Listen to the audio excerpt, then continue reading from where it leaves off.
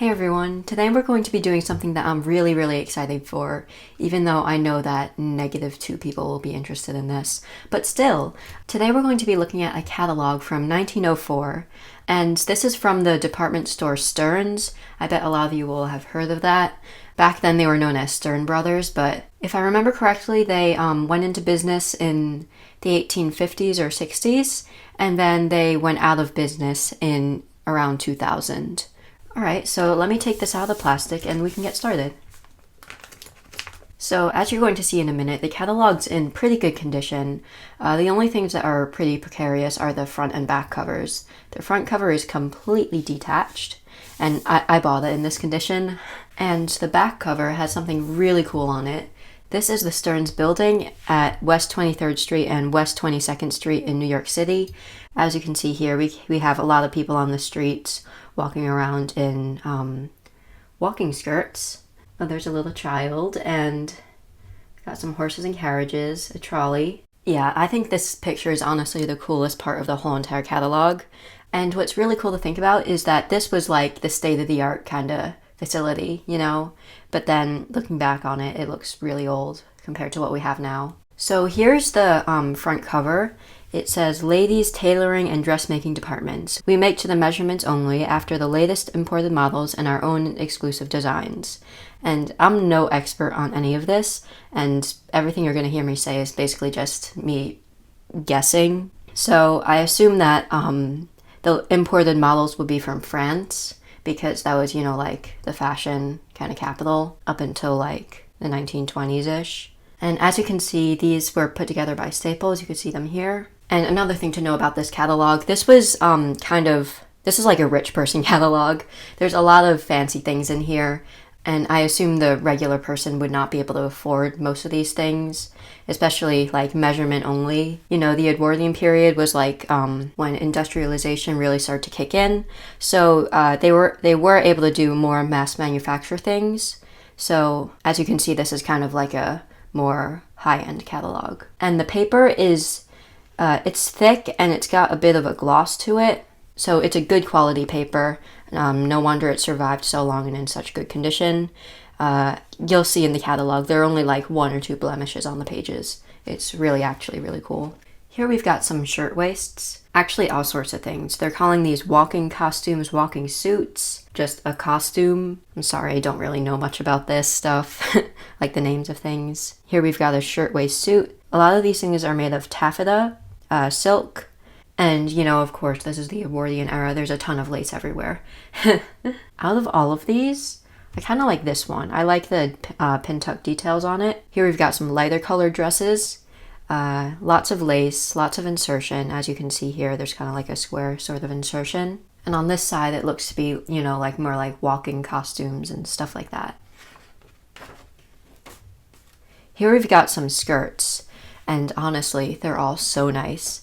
If I had to choose my favorites though, I'd say I like this one, although it would be a nightmare to keep all those pleats in place. I like this one because it has the flounce. This one's very standard plain. And I like this one because of the pattern, and it has these cool little designs here. Here we've got a golf suit, which is interesting. And they require 10 days to fill all orders. On the next page here, we've got nightgowns. And, you know, these are very fancy nightgowns. You could see what I was saying about how this was, you know, for wealthier people. But, you know, of course, also back then, usually you wouldn't have that many articles of clothing. So the ones that you did have would be better quality. Here we've got some sweaters and, you know, more sportwear. And over here, more nightgowns. Here we've got some nice coats. I really like the design of that one. It's kind of got like a capelet to it. More coats over here. They're all really nice, I have to say. And this one they're saying is a raincoat in tan, Oxford, and olive, pleated back with belt, loose front, and unlined. And here we've got some shirtwaists. This one's got some nice eyelet stuff going on. More shirtwaists. And here we've got some children's clothing. And as you can see, these are the pages where the damage occurs. Over here, there's a bit of fading, like water damage or something like that. And this photo's a bit messed up too. I like this one, maybe just because it looks a lot like women's clothing. And here we have ages 14 to 16 years. Honestly, I'd love to have all of these, especially like that one. All very nice suits. And here also we have ages 14 to 16. Now here we have more children's clothing, a mix of older and younger girls. I don't know a ton about children's clothing. I don't know a ton about this in general, so I like this one, how it has this kind of double layered skirt and these pin tucks here. And that one's nice as well with the detail over here. Here we have some younger children. This number 651 is ages 6 to 14, so it's a big range, but still. And here we have ages 2, 2.5, and 3 years. Seems to be a mix of both boys and girls. And here we've got boys sizes 4 to 12 years.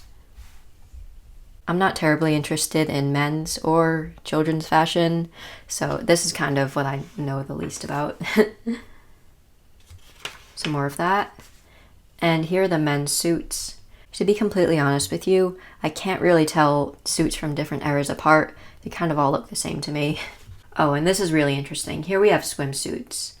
I'd love to make an Edwardian swimsuit. Just the thing is, they don't seem very easy to swim in. Also, they're selling a random bag here. Let's see, number 826 is... Oh, it's a bathing suit bag, rubber lined blue or black. Oh, and they also sell these, the caps that they're wearing. They're calling them bathing caps. So here, number 820. Number 820, it kind of looks kind of like a 1940s headscarf to me. But it's a red plaid bathing cap. I'd love one of those. And it's 98 cents. Though I'm sure that would be pretty expensive for back then. And here we're into the underwear. We have French handmade underwear. We got some corset covers, chemises, petticoats, whole page of petticoats, and more petticoats, presumably for to go under darker dresses. Here they're selling what they're calling kimonos or dressing sacks, and I'm not sure what that is, but here it is. And here they've got some nightgowns, all pretty complicated for what you're going to sleep in, I have to say. And here we've got the drawers. I'm not exactly sure how a shape like that can fold out into that. And here we've got corset covers. Here chemises. Here we've got our aprons. I think these aprons are pretty cool because they're not just like plain.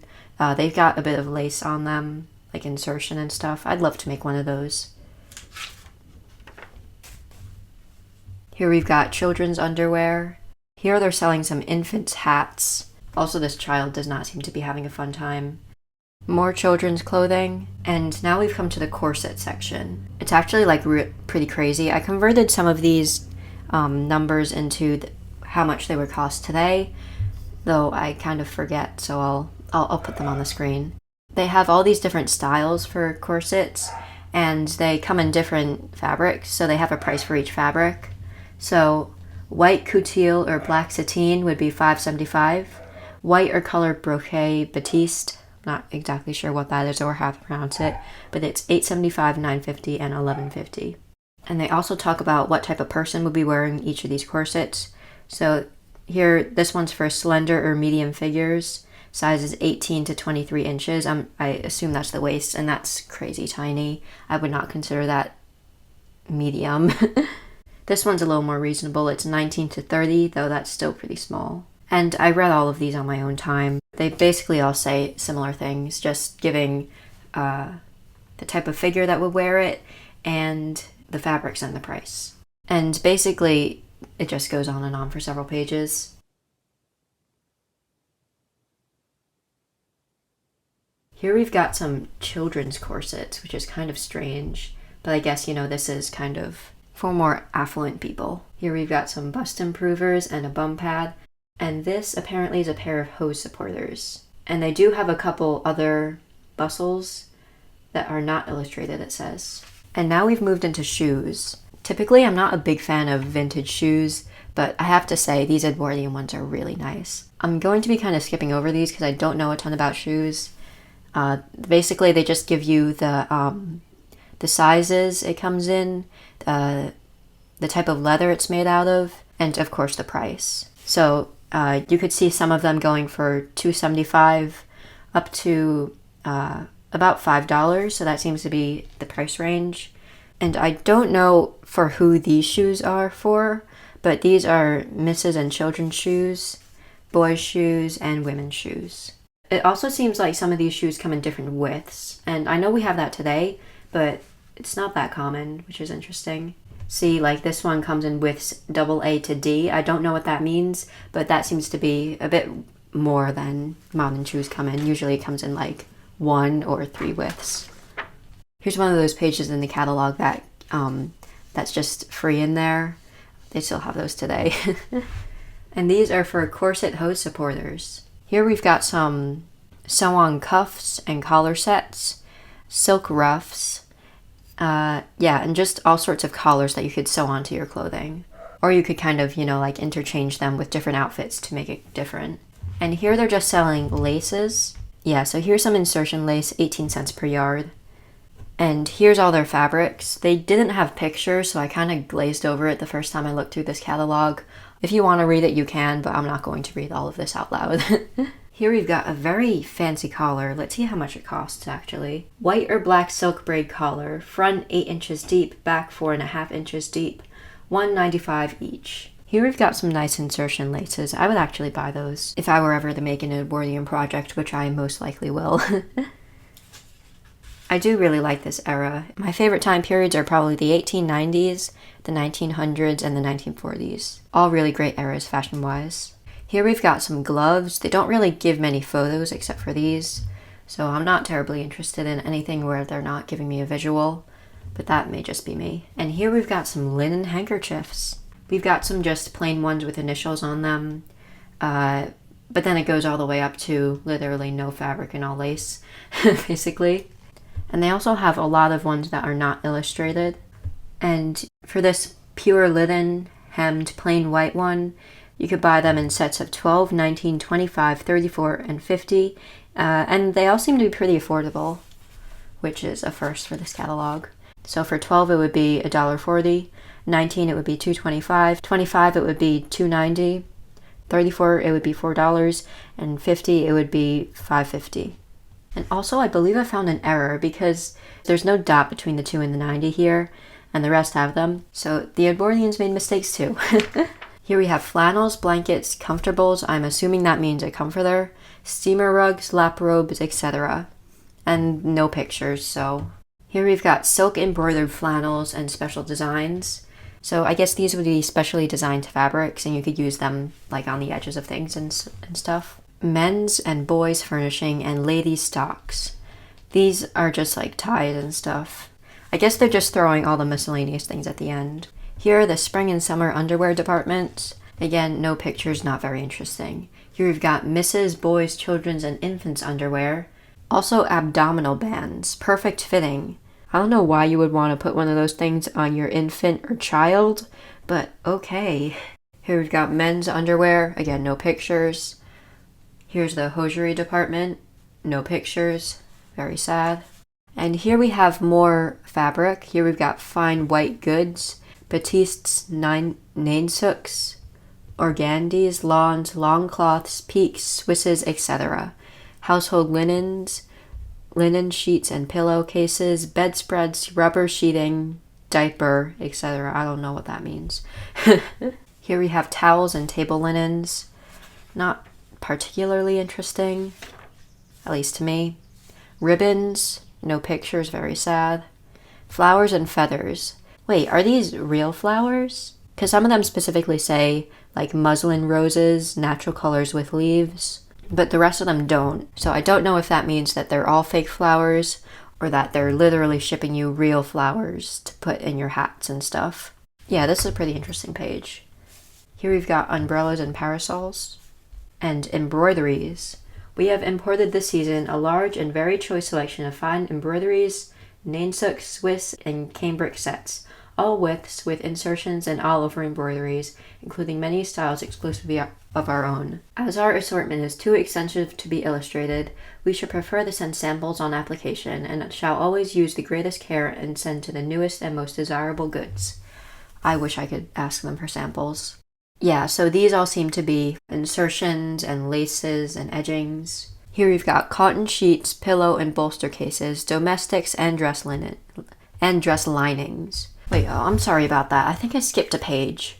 We skipped a quite interesting page at that. Here we've got tea cloths, scarves, centerpieces, and doilies. A lot of the old crochet books on archive.org have projects like this, but then again, crochet was kind of like the poor person's way of making fancy things quickly. It wasn't like real lace making. Here we've got tablecloths and napkins. Alright, and back to where we were. Here we've got Nottingham, Irish point, and Arabian curtains. So I guess just a bunch of lace curtains. Ruffled muslin, fishnet, and bobbinet curtains. Nottingham striped and tamboured muslin curtains. And curtain material and lace by the yard. A lot of the fabric selections in this book would be a great resource if you were looking to make a project from this era and you wanted to see what sort of fabrics they had available. Here we've got more curtains, upholstery and bedding, and Vouther porch shades. I'm sure they're not like the fancy ones today that, you know, like you could talk to when they close. Hammocks and mosquito canopies with umbrella frames. That's interesting. Here we've got our leather goods, and there are a couple interesting things here. They've got a novel cover, a jewelry box, address books, and telephone books, aside from the usual handbags and stuff. Here they've got a leather medicine case with 2 large and 6 small nickel screw top bottles, $1.50, smaller size with 6 small bottles, 65 cents. I would not be taking their medicine, but okay. Here they've got some belts and some more handbags. Here they've got some hair berets. And here we've got jewelry, hair pins, more hair stuff, and various buttons. Like, these are really interesting buttons. I believe I read earlier that they were collar and cuff buttons. They're these little ladies walking. Yeah, so number 22, this one is sterling silver shirtwaist set, Dutch figures. And number 24 is sterling silver cuff pins, Dutch figures. Oh, that is a hat pin. Yeah, so these are all hat pins, and so is this one. And they have also got some golf clubs. Here we've got some silverware.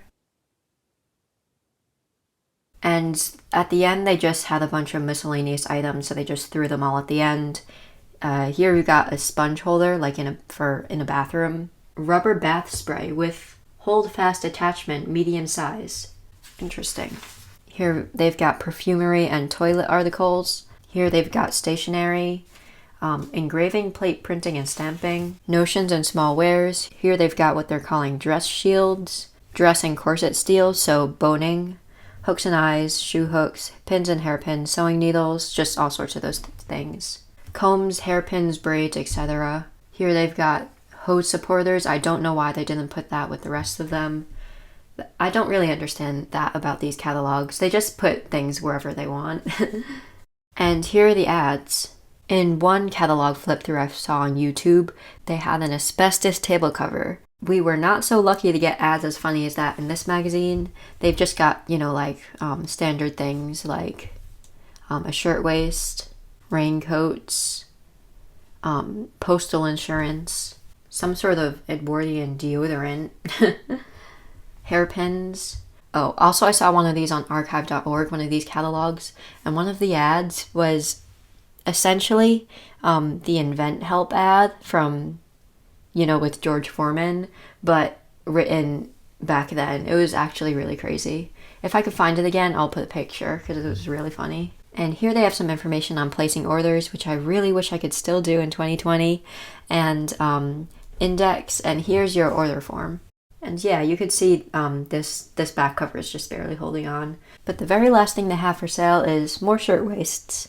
There has been a lot of shirtwaists in this catalog. So yeah, that just about finishes our flip through. I hope you were able to even see things with this camera being up so high. And I'm sorry that I kind of slacked off on taking the photos sometimes and forgot about it. I think these catalogs are a great resource if you're looking to maybe do a project in this era. And I'm glad I was able to somewhat digitize this catalog for other people to look at as well. I had a really fun time looking through this catalog with you guys, and I will definitely be buying more in the future, so expect a video like this from time to time. I can't believe anybody is still here. They probably aren't, but if you're still here, feel free to subscribe for more fuzzy sock plushies, crochet, sewing, and whatever else I feel like doing, like catalog flip-throughs. Thanks so much for watching, and I'll see you next time.